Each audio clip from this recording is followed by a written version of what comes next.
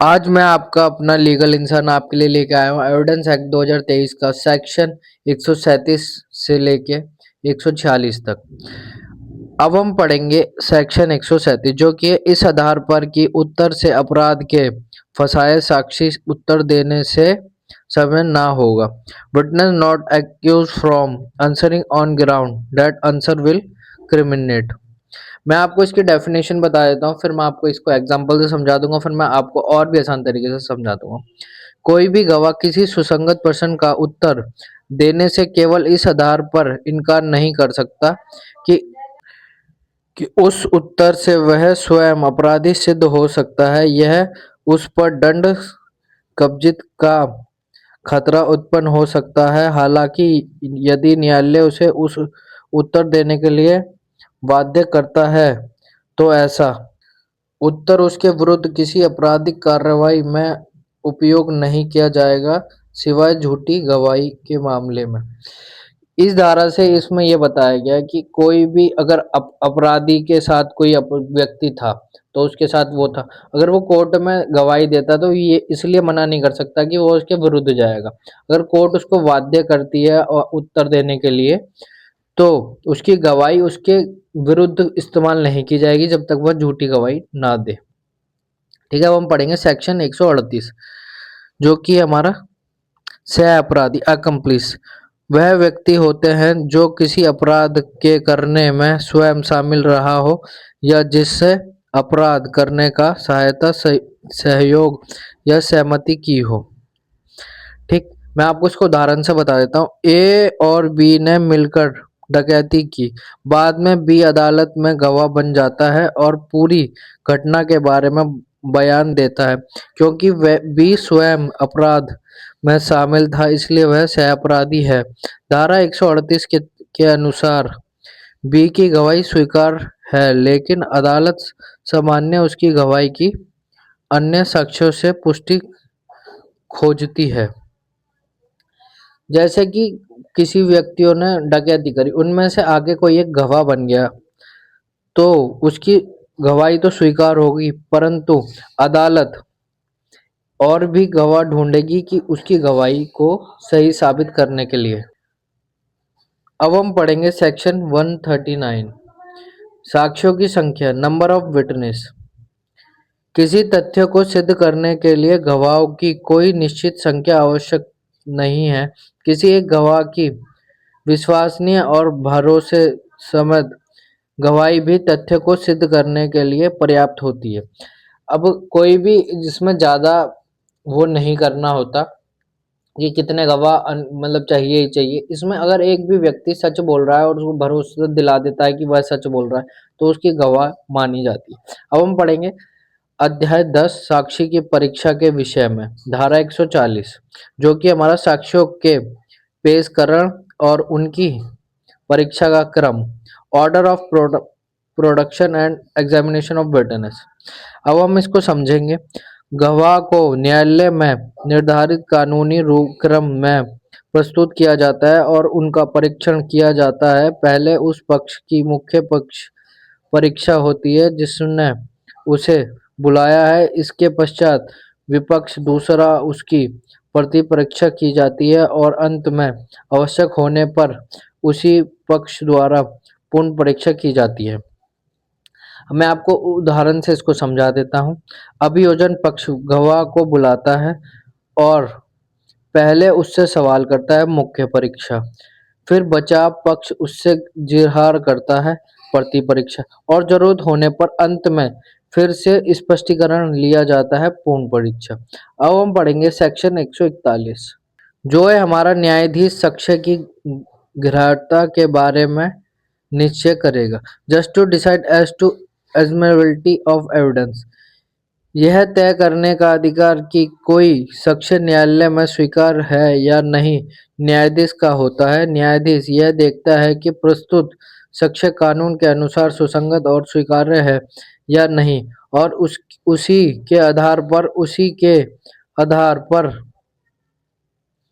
उसे स्वीकार या अस्वीकार करता है। यह किसी भी एविडेंस को न्यायालय में स्वीकार करने का अधिकार सिर्फ न्यायाधीश का होता है। वो ये सब चेक करता है कि ये कानून के अनुसार, मतलब कानून के अनुसार स्वीकार है, उसकी शर्तें सारी पूरी हुई हैं, तो वो इसको स्वीकार करता है या फिर या अस्वीकार करता है, वो न्यायाधीश के ऊपर होता है। अब हम पढ़ेंगे सेक्शन 142 जो कि हमारा साक्ष्यों का परीक्षण, एग्जामिनेशन ऑफ विटनेस। गवाहों की परीक्षा न्यायालय द्वारा निर्धारित और नियंत्रित की जाती है।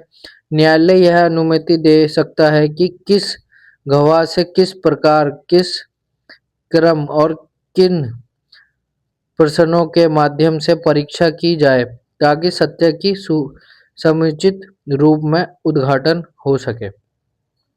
एक न्यायाधीश ने, मतलब न्यायालय ये निर्धारित करता है कि गवाह से किस तरीके के प्रश्न पूछे जाएंगे, किस प्रकार के पूछे जाएंगे, किस क्रम में पूछे जाएंगे, ये सब न्यायालय तय करता है कि उससे सच्चाई निकाली जाए।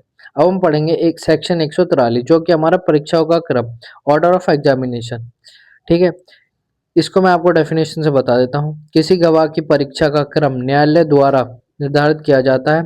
सामान्यतः गवाह की पहले मुख्य परीक्षा, फिर प्रति परीक्षा और उसके बाद यदि आवश्यक हो पूर्ण परीक्षा की जाती है।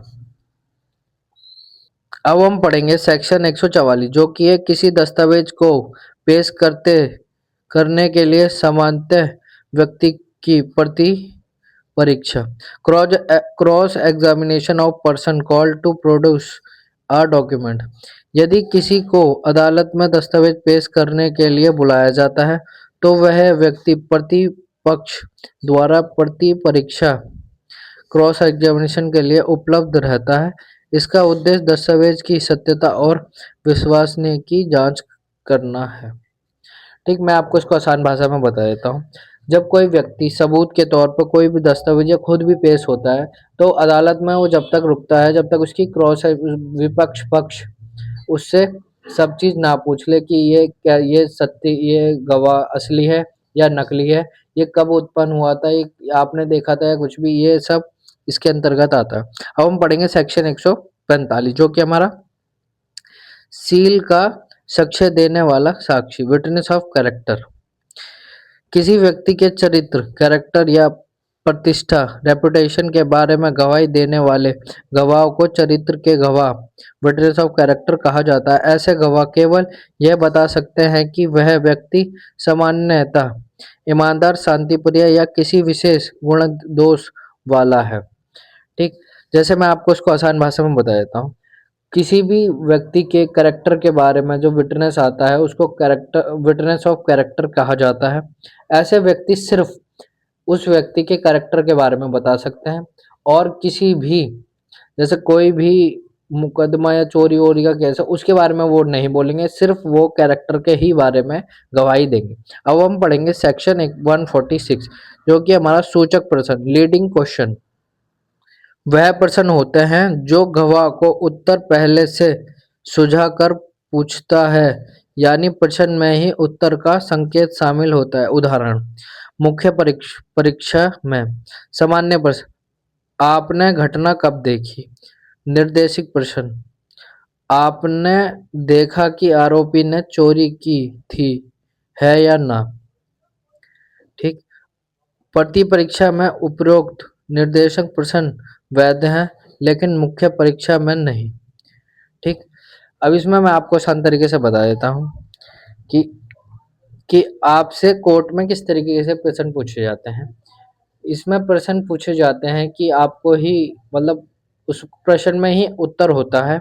जैसे कि आपने चोरी, उदाहरण में लिखा है ना, आपने देखा कि आरोपी ने चोरी की, तो आपको इसमें पता है कि चोरी की या नहीं की, यही आपको बताना है।